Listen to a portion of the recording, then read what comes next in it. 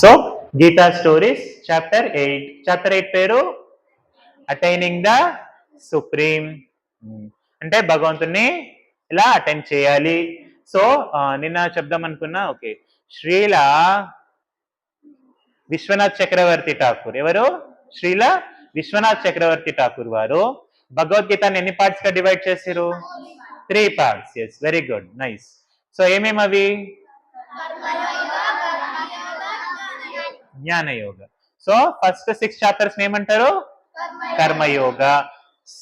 7th to 12th chapter ని so అంటే మనం ఏ పార్ట్ చెప్పుకుంటున్నామో భక్తి యోగం. నెక్స్ట్ 13th నుంచి 18th చాప్టర్ వరకు జ్ఞానయోగ. ఓకేనా? ఎస్, ఈ 3 పార్ట్స్ బాగా గుర్తుపెట్టుకోవాలి భగవద్గీత గురించి. 700 శ్లోకాస్, 18 చాప్టర్స్, 3 పార్ట్స్. భక్తి కర్మయోగ, భక్తి యోగ, జ్ఞానయోగ. సో ఇప్పుడు మనం భక్తి యోగాలో అటైనింగ్ ద సుప్రీం అనే చాప్టర్ గురించి సంబంధించిన స్టోరీ చెప్పుకుంటాం. సో ఈ స్టోరీ పేరు వచ్చేసి 2 goals and A palm tree. So నిన్న ఒకటే గోస్ట్, ఈరోజు 2 గోస్ట్లు వచ్చేసినాయి. కాకపోతే నిన్న స్పెషల్ ఏమి ఆ గోస్ట్? ప్రేత సర్ప. సో ఈ రోజు ఇవి నార్మల్ గోస్ట్లే, బ్రహ్మ రాక్షసస్. ఇవి కూడా ఏం తక్కువ కాదు, బ్రహ్మ రాక్షసస్.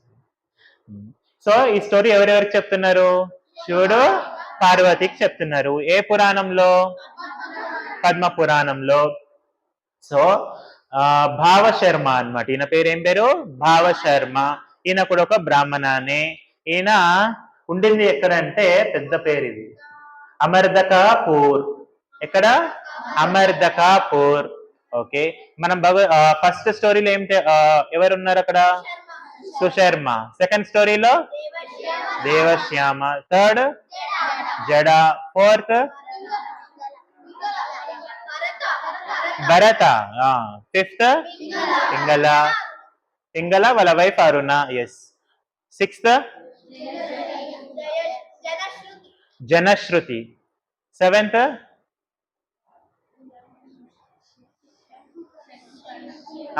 శంకుకర్ణ. ఎస్, శంకుకర్ణ. ఎయిత్ భావ శర్మ. ఏ శర్మ అయినా? భావ శర్మ. ఎస్. సో భావ శర్మ అనే ఒక బ్రాహ్మణ ఉన్నాడు. ఎక్కడ? ఏ ఊర్లో? అమర్దకాపూర్. సో ఇది సౌత్ ఇండియా సైడే ఉందంట. సో తర్వాత ఈయన హాబీస్ ఏమి? మీ హాబీస్ ఏమేమి చెప్పండి. మీ హాబీస్ ని అడిగింది, స్టీలింగ్ హంటింగ్. అందుకే క్వశ్చన్స్ అడిగినాలి. మీ హాబీస్ ఏమేమి?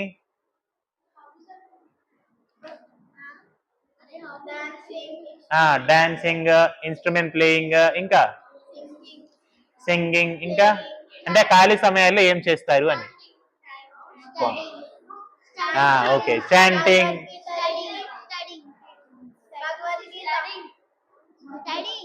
తులసి సేవ నీ హాబీయా? Okay, nice. Okay, reading Bhagavad Gita. ఇప్పుడు నిజాలు చెప్పండి. ఓకే, కొంతమంది నిజమే చెప్తున్నారు, యాక్సెప్ట్. ప్లేయింగ్. ఏం ప్లేయింగ్? క్రికెట్ కానీ, క్యారమ్ బోర్డ్ కానీ. ఇంకా నిజం చెప్పలేదు ఎవరు. టీవీ ఇప్పుడు వచ్చింది. ఏం చేస్తామో పోతూనే ఉంటది. అవునా? అయితే నువ్వు అదృష్టవంతురాలి. ఎవరికైతే ఫోన్ ఇస్తలేరో ఇంట్లో వాళ్ళందరూ అదృష్టవంతులే. ఓకే, సో సో మనకి ఎట్లయితే ఇవన్నీ హాబీస్ ఉన్నాయో, ఈ భావశర్మ హాబీస్ ఏమి? Stealing, hunting, eating. ఇంకా ఈటింగ్ కూడా, అది కూడా ఏమి? మీట్ అన్నమాట. ఇంకా సిన్ఫుల్ యాక్టివిటీస్ ఏమున్నాయి అవన్నీ లిస్ట్ రాసుకొని అవన్నీ చేస్తూ ఉంటాడు ఈయన హాబీస్ అన్నమాట. అర్థమైందా? సో ఈయన హాబీస్ అన్ని ఇట్లా ఉన్నాయి. ఇవన్నీ గుడ్ యాక్టివిటీసా, బ్యాడ్ యాక్టివిటీసా? Bad activities. స్టీలింగ్ అంటే దొంగతనం చేయడం. సో సో ఈయనకి బాగా డ్రింక్ చేయడం అలవాటు అయిపోయింది. ఒరిజినల్ గా బ్రాహ్మణ పుట్టుక, కానీ ఈయన ఏం చేస్తున్నాడు? డ్రింకింగ్ కి. సుశర్మ ఫ్రెండ్ ఈయన కూడా. సో ఏం చేస్తున్నాడు?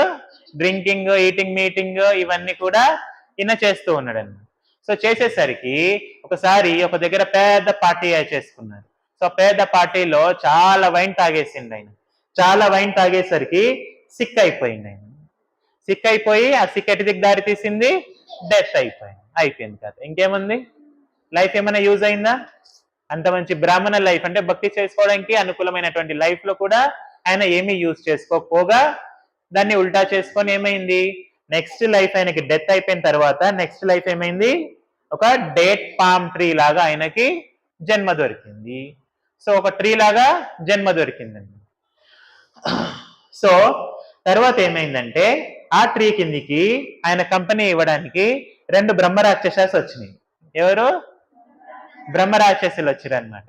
మరి వీళ్ళ పాస్ట్ ఏమో తెలుసుకుంటాం. వీళ్ళు ముందు జన్మలో వచ్చేసి ఈ బ్రహ్మరాక్షసస్ కూడా బ్రాహ్మణాసి కానీ, సో వాళ్ళ పేరేమంటే కుషిబల్. ఏం పేరు? హస్బెండ్ పేరు కుషిబల్, వైఫ్ పేరు వచ్చేసి కుమతి. మిస్ అయింది, వైఫ్ పేరు కుమతి. సో వీళ్ళిద్దరికి మంచి గుణం ఉందన్నమాట. హస్బెండ్ యొక్క గుణం ఎట్లుందంటే గ్రీడీ. మంచి గుణం అది. గ్రీడీ అంటే ఏమి? స్వార్థపూరితంగా ఉంటారు అనమాట, ఈర్షా ద్వేషంతో ఉంటారు అనమాట వాళ్ళు. So greedy. Next evil minded. Wife కేమో ఈవిల్ మైండెడ్, మంచి ఈడు జోడి కదా. ఒకరేమో గ్రీడీ, ఇంకొకరేమో ఈవిల్ మైండెడ్. ఈడు జోడి మంచి కుదిరింది అనేసి వాళ్ళకి పెళ్లి చేశారు. సో ఈవిల్ మైండెడ్ అంటే ఎప్పుడైనా వేరే వాళ్ళకి హింసిస్తూ ఉండడం అనమాట, వాళ్ళ హాబీస్ అన్ని కూడా. అర్థమైందా? ఎస్. సో వీళ్ళకి వచ్చిన డొనేషన్స్ కానీ ఏమొచ్చినా సరే యాక్చువల్లీ ఒరిజినల్ బ్రహ్మన్ ఏం చేయాలి, వాటిని ఇంకొకరికి షేర్ చేసుకోవాలి. కానీ వీళ్ళు అట్లా చేస్తున్నారా? చేయట్లేదు వాళ్ళు. సో అట్లా చేయకుండా గ్రీడీ తోటి అంటే వాళ్ళ దగ్గరనే దాచిపెట్టుకోవడము ఇట్లాంటివన్నీ బ్యాడ్ యాక్టివిటీస్ చేసేసరికి వీళ్ళ లైఫ్ అయిపోయిన తర్వాత నెక్స్ట్ లైఫ్ లో వీళ్ళకి బ్రహ్మ రాక్షసస్ గా జన్మ దొరికింది. సో బ్రహ్మ రాక్షసస్ గా జన్మ దొరికితే వాళ్ళు ఎక్కడ ఉన్నారు? పోయి ఈ డేట్ పామ్ ట్రీ కింద ఉన్నారనమాట. అదే ఏరియాలో ఉంటుండే వాళ్ళు. ఇంకా ఇప్పుడు ఎంతమంది అయ్యారు అక్కడ డేట్ పామ్ ట్రీ దగ్గర? మొత్తం ఎంతమంది ఉన్నారు? 3 అయిపోయారు. 3 souls in 1 place. Okay. So కానీ ఈ వైఫ్ కి బోర్ కొట్టేసింది అనమాట. ఇంకెన్ని రోజులు ఇక్కడనే ఇదే బ్రహ్మరాక్షసిగా ఉండాలి అనేసి వాళ్ళ హస్బెండ్ కి అడుగుతా ఉందన్నమాట. ఏమని అడిగింది? ఒకసారి అడగలేదు, ఎన్నిసార్లు అడిగింది? ఇంత డల్గా అడగలేదు. మీకు కూడా బోర్ కొట్టేస్తుందా? ఏమని అడిగింది? ఇట్లా మళ్ళీ అడుగుతూనే ఉంది. ఇంకా హస్బెండ్ ఆన్సర్ చెప్పింది అనమాట. ఏమనంటే మనము ఒక విషయం తెలుసుకోవాలి. హస్బెండ్ ఎంతో కొంత బ్రాహ్మణ కదా, ఎంతో కొంత చదువుకున్నాడు కాబట్టి ఆయన ఒక విషయం చెప్పింది అనమాట. మనము ఒక విషయం తెలుసుకుంటే దీని నుంచి బయటికి రావచ్చు. ఏం విషయం అంటే ఎవరు సుప్రీం బ్రాహ్మణ అంటే యూనివర్సల్ స్పిరిట్ ఎవరు, తర్వాత సెల్ఫ్ మనం ఎవరము, తర్వాత ప్రాపర్ యాక్షన్స్ ఏం చేయాలి, ఈ 3 things తెలుసుకుంటే, అంటే ఇంకో 3 things కూడా ఉన్నాయి, అట్లాంటివన్నీ కూడా తెలుసుకుంటే మనము దీంట్లోంచి బయటకు పడవచ్చు అని చెప్పంగానే ఆమెకు కూడా ఫ్లాష్ అయిందనమాట. నేను కూడా ముందు జన్మలో ఏం పేరు? కుమతి. చిన్నప్పుడు నేను కూడా ఇట్లనే ఇక్కడ సమ్మర్ క్యాంప్ పోయినప్పుడు వాళ్ళు కొన్ని శ్లోకాలు నేర్పించారు. దాంట్లో నాకు కొంచెం ఒక శ్లోక గుర్తుంది. 8th చాప్టర్, అది ఫస్ట్ శ్లోక. ఏం శ్లోకం అది చెప్పండి? అందరు చెప్పొచ్చు, మోమాట పడద్దు.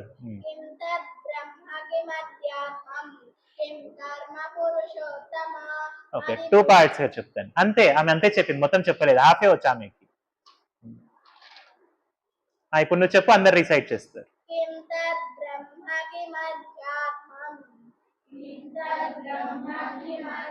8th చాప్టర్ ఫస్ట్ శ్లోక ఓపెన్ చేయండి.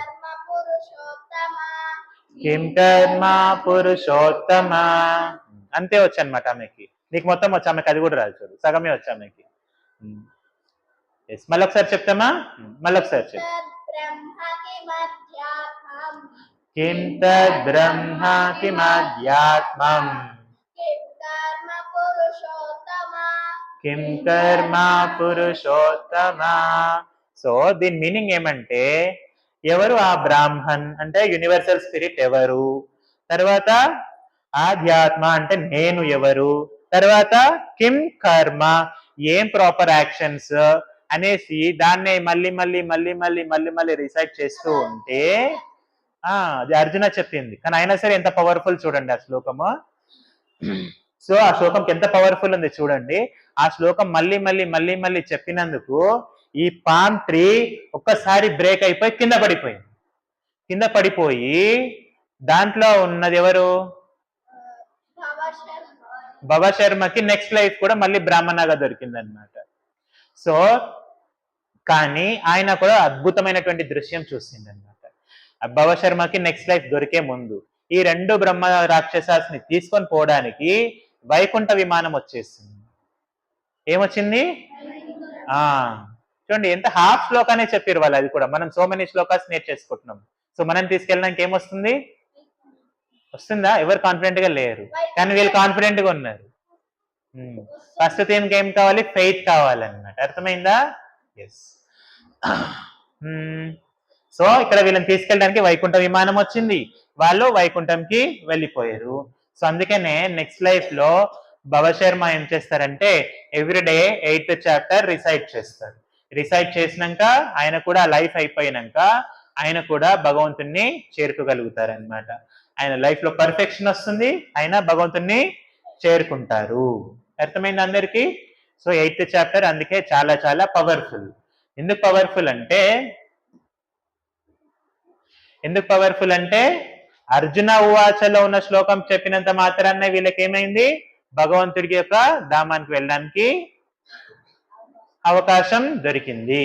అందుకనే 8th చాప్టర్ చాలా చాలా ఇంపార్టెంట్. 8th చాప్టరే కాదు, భగవద్గీతలో ఎవ్రీ చాప్టర్ ఎవ్రీ శ్లోక కూడా ఇంపార్టెంట్. ఎందుకంటే ఈ 700 శ్లోకాలు కూడా 700 గోపికలతో సమానం అని. అర్థమైందా? సో అది ఎట్లా అనేది మనము దసరా హాలిడేస్ లో తెలుసుకుంటాం. ఓకేనా? భగవద్గీతకి ఇంపార్టెంట్ 7 శ్లోకాస్ ఉన్నాయి. సో అవి మనం దసరా టైంలో తెలుసుకుంటాం. ఎవరెవరు వస్తే వాళ్ళు తెలుసుకోవచ్చు. ఓకే, ఇది 8th చాప్టర్ యొక్క ఇంపార్టెన్స్. ఎన్ని శ్లోకాస్ ఉన్నాయి 8th చాప్టర్ లో?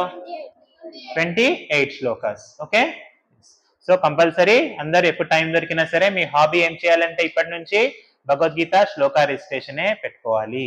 ఎప్పుడు టైం దొరికినా సరే మీకు చదవడానికి వచ్చినా రాకపోయినా సరే స్లోగా ట్రై చేస్తూ ఉంటే స్లోగా మీరే నేర్చేసుకోవచ్చు. అర్థమైందా? సో మనకి భగవంతుడు ఏమని చెప్తున్నాడు 15th చాప్టర్ లో? ఇందాక మనం ఏం తెలుసుకున్నామో, ఈ ట్రీని కట్ చేయడానికి మనకున్న అస్త్రం ఏమి? Detachment with strong determination. మనము భగవంతుడికి వెళ్ళడానికే కాదు, ఈ వరల్డ్ లో ఏదైనా అచీవ్ చేయాలంటే కూడా మనకి ఏం కావాలి? స్ట్రాంగ్ డిటర్మినేషన్ కావాలి. అర్థమైందా? సో మీరందరు పెద్దగా ఏం అవ్వాలనుకుంటున్నారో ఇప్పటి నుంచే దానిపైన మనందరికి కూడా స్ట్రాంగ్ డిటర్మినేషన్ అనేది ఉండాలి. సో అంటే మనకి ఫస్ట్ ఒక గోల్ అనేది ఉండాలి. 15th చాప్టర్ లో భగవంతుడు మనకి ఏం గోల్ ఇచ్చారు? భగవంతుని ఉన్నటువంటి ప్లేస్ ని రీచ్ అవ్వాలనేసి. అర్థమైందా? సో దాని గురించి స్ట్రాంగ్ డిటర్మినేషన్ ఉండాలని చెప్పారు. సో అట్లనే మనం కూడా ఈ లైఫ్ లో ఏదైనా సాధించాలంటే కూడా స్ట్రాంగ్ డిటర్మినేషన్ అనేది కంపల్సరీ కావాలి.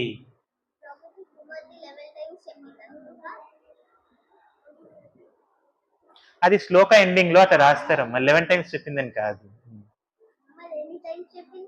అడుగుతూనే ఉంది కాన్స్టెంట్ గా, ఆయన ఆన్సర్ ఇచ్చేదా అంటే వీళ్ళు అంటే అది భవిత శ్లోక కదా, ఆమె ఎవ్రీడే ఇంకా అదే రిపీట్ ఆమెకు అది ఒకటే శ్లోక అవచ్చు, అది కూడా హాఫే వచ్చు, అదే రిపీట్ చేస్తేనే అదే ధ్యానంలో ఉంది. సో దాని యొక్క రిజల్ట్ ఏమంటే వాళ్ళకి వైకుంఠ విమానం అనేది వచ్చేసి